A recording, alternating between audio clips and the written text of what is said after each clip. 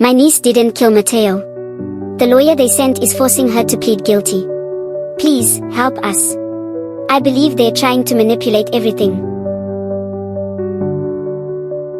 After warmly welcoming Inspector Williams into their home, Alice's parents listened closely as she revealed the preliminary autopsy report. Mateo had been poisoned. The poison had taken effect slowly, giving him only a few minutes before it ultimately ended his life. Poisoned? Are you sure? Alice's father asked. Inspector Williams nodded slowly. Yes. The toxicology report confirmed it was rat poison. Traces were found in his system, enough to cause internal bleeding within minutes. Alice's parents gasped in shock, pretending to hear the news for the first time. But Alice, seated quietly on the couch. She was visibly unsettled, fidgeting with her fingers and avoiding eye contact. Inspector Williams took note of her discomfort and shifted her attention to Alice. You mentioned earlier that you were with Mateo throughout prom night, the inspector began. Yes, Alice replied, trying to remain composed as her father had advised her. We were together until he said he needed to use the restroom. Did anyone offer you a drink that night? Anything unusual happened? Inspector Williams pressed. Alice answered slowly. I arrived late to the prom because of my makeup. When I got there, he already had a drink. Then he went to the bartender to get me one.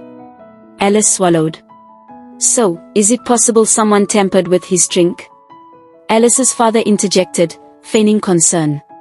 We are still investigating, Williams replied. The poison could have been slipped in before or during prom. She watched Alice carefully. Alice sighed shakily, then unexpectedly burst into tears. Her parents panicked, afraid she was about to confess. Her mother rushed to her side, holding her close. It's just too much for her, Alice's mother said, stroking Alice's hair. She loved Mateo so much. Inspector Williams nodded but didn't miss the way Alice's father avoided her gaze. I know this has been difficult for you, Inspector Williams said gently. But I promise, we will get justice for Mateo. Alice nodded as she wiped away her tears. Seeing her emotional state, Williams decided not to push further and excused herself. Outside the house, Alice's father approached her with a question. What about Bella? The inspector responded. Mateo's parents are outraged and demanding justice. Right now, Bella is the primary suspect. Meanwhile, at the police station, a well-dressed lawyer arrived to see Bella. He introduced himself as a representative sent by Alice's father. Alice's father wants to help you. I've been appointed to defend you in court, he said. Bella's face lit up with hope, until the lawyer continued. But you need to listen to me. You're going to tell the court that you accidentally poisoned Mateo. That it wasn't deliberate.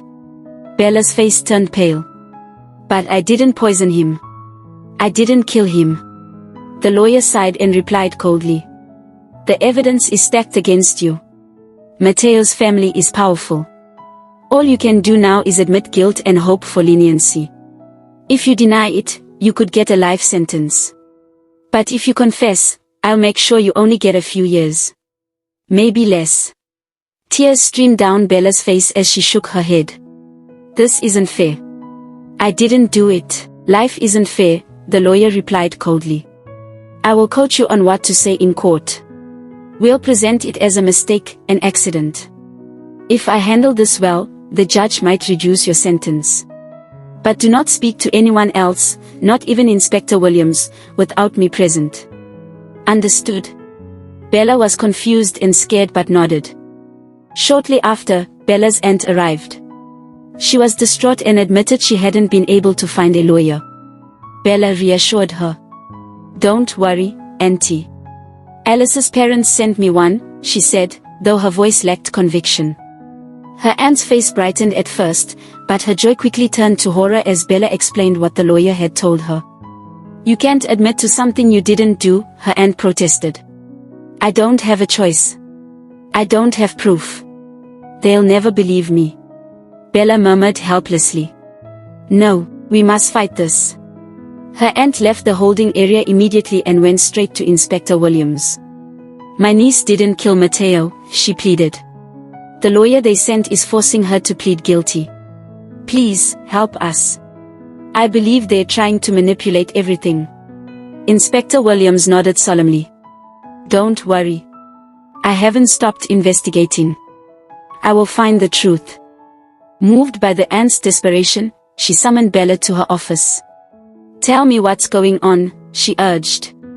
I have nothing to say, Bella responded cautiously. My lawyer said I shouldn't talk to any officer. Williams was stunned. Were you threatened? No. He just said I could go to jail for life if I speak without him. Bella answered. Inspector Williams couldn't shake her growing suspicion. Why would a lawyer sent by Alice's father push for a confession so quickly? She revisited the autopsy report. The cause of death was confirmed as rat poison. A thought struck her, perhaps someone had purchased it in advance. Determined to get answers, Inspector Williams launched her own investigation. The day of the trial arrived. Bella was escorted from the station to the courthouse in handcuffs, her face pale with fear. Inside the courtroom, Mateo's grieving family sat front row, longing for justice before laying their son to rest. Alice and Vivian were present too, ready to testify. They had rehearsed their statements with Alice's parents, preparing to paint Bella as obsessed with Mateo. The judge arrived, and the session began. Bella's case was called. The courtroom fell silent as Bella stepped forward. Bella Johnson, the judge said, do you plead guilty or not guilty? Bella opened her mouth. Her lawyer gave her a warning glance. I poisoned Mateo, she said, her voice hollow. I didn't mean to, she stammered. I only wanted him to notice me. It was a mistake. I didn't mean to hurt him. A wave of gas rolled through the courtroom. Mateo's parents sobbed quietly. Alice sat beside Vivian, dabbing her eyes with a tissue, playing the grieving girlfriend. Vivian was called to testify. Bella was obsessed with Mateo, she said. I once caught her stalking Mateo and Alice. I even saw her watching them kiss. After that, she began avoiding Mateo when it became clear he had chosen Alice over her. Alice followed, reinforcing the story. I tried to protect him, but she was always lurking. Vivian and Alice testified, painting a picture of Bella as emotionally unstable and obsessed with Mateo. Just as the judge was about to deliver the verdict, the courtroom door swung open. Inspector Williams strode in, holding a file. Your Honor, please wait. Inspector Williams said. Do you have new evidence? The judge asked. Yes, Your Honor. I respectfully request to testify under oath. The judge frowned but allowed her to proceed. For the past few days, I've been investigating beyond the immediate suspects. I visited stores near Miss Alice's residence, interviewed shopkeepers, checked CCTV footage, and reviewed purchase receipts. I found a transaction from 2 days before the prom. The buyer had purchased several items, one of which was rat poison. The name on the transaction was Alice Badmus. She handed the documents to the judge. This same poison matches what was found in Mateo's system. Bella was manipulated into confessing by a lawyer hired by Alice's father. Gas rippled through the courtroom. Bella, the judge said, do you still maintain your confession? Bella, now sobbing uncontrollably, stood. No, Your Honor. I didn't poison Mateo.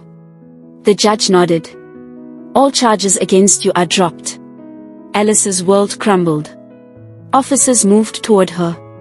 You are under arrest for the murder of Mateo and for tampering with justice. She screamed, no. It wasn't me. Mom, Dad, do something. But her parents sat in stunned silence. It was over.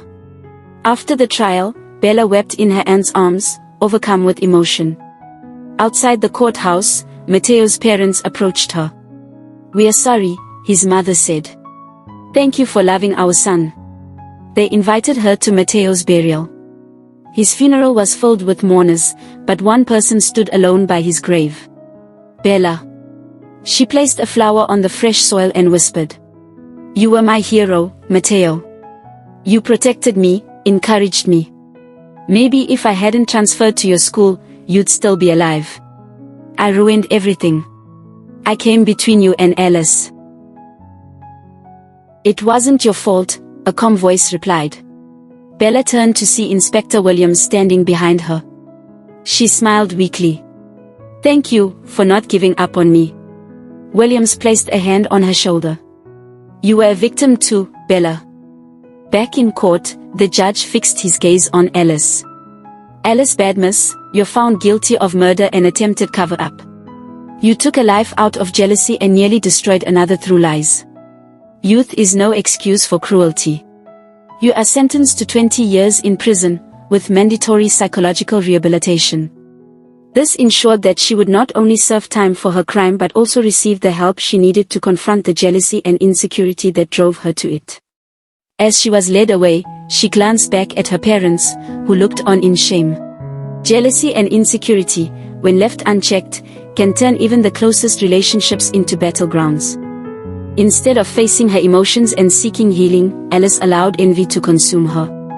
In trying to destroy someone else, she destroyed herself. True strength lies not in controlling others but in mastering our own emotions.